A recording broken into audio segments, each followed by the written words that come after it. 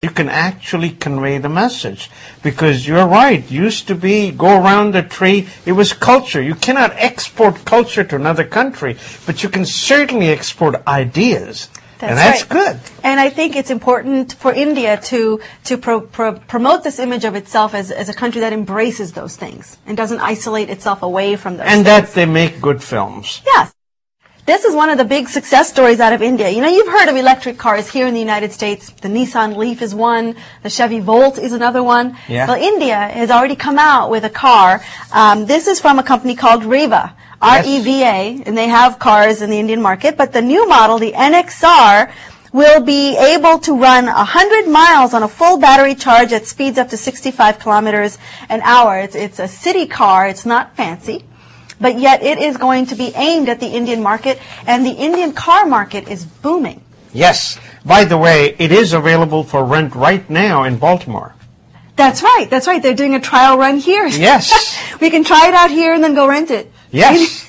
But you know, ideas come galore to you, to me, and we share it with you folks.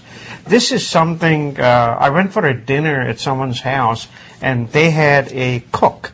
And the cook came to me and he says, Saab, I want to start a restaurant. And the lady of the house says, yeah, help him, get him a restaurant. I said, look, fella, I don't recommend anybody open a restaurant because it's 7 days work. It's very hard work. A lot of overhead. A lot of overhead. The best way to do it is what these guys are doing.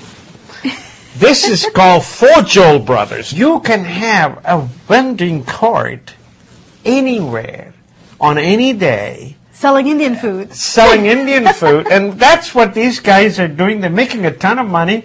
They go on a Twitter and say, today I feel like I'll be on 11th and G Street. And sure enough, all the clients that they have come to 11th and G Street to pick up $6 worth of this or $2 worth of lassi. You can have vegetarian food. You can have non-veg food. And their food is good. Washingtonian actually rated them nice, good food, cheap food. So this is the idea Not to that mention that they are dressed in full garb. This is the best part of the story. That's right. What country in the world would you think is the #1 place for mustaches? I would say Afghanistan because I think every male up there has to have a mustache and a beard. That's a good guess, although that's not the right guess. The right guess, as many of you might imagine, is India. Probably because we have the largest population, therefore we have the largest population of men in a country. And just by and large, most Indian men have mustaches. They feel manly. You know, with a mustache, you feel manly. And I have done that myself. Well, traditionally, it is interpreted as a sign of virility and testosterone if you have a mustache. And where I'm from in India, which is Rajasthan, you don't just have mustaches. You have the handlebar mustaches, and the bigger and the longer they are, it's a sign of where your status is in the societies. But did you know this? November, or Movember as it's called, is the mustache awareness and mustache growing month of the year. It's 30 days that are designed to raise awareness around testicular cancer. So if you can, men everywhere should grow their mustaches in the month of Movember. But here are the other countries that also did well on the list. #2 behind India was Bulgaria. Yes. #3 was Hungary. #4, this is surprising to me. The United States came in at #4. #5 was Turkey. 6 was Egypt. 7 was Iran.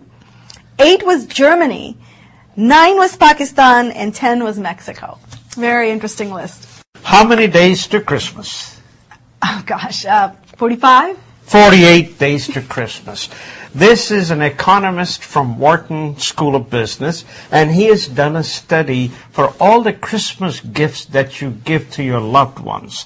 He believes the holiday spending is a massive institution for value destruction. So he did a study wherein he went and asked the givers how much did you spend on it, and then went to the ones who got the gifts, what is the value you think you got out of it? Wait. So it's the intended value and the perceived value.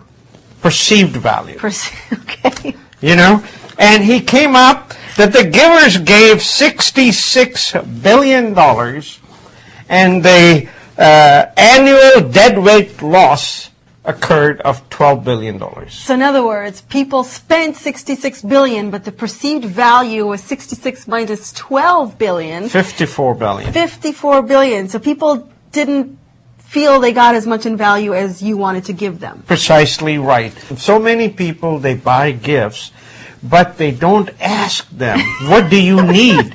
So they will give them something, the value of which to the receiver is not much. Last year, what happened is more people started giving these gift cards. 10% of the gift cards are never cashed. That's true. 10% value just because gone they get down lost the drain. in your wallet, and then they expire sometimes. And so the state decided that they are going to make these retailers and the others that sell the cards to give them the money if in 24 months no one has claimed it.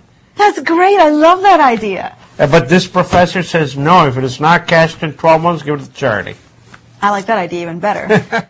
Folks, coming up next is Darshan TV's Community Corner. This is the new segment that is going to be hosted by Deepa Iyer. It's going to come to you every month, so stay tuned. It starts this week.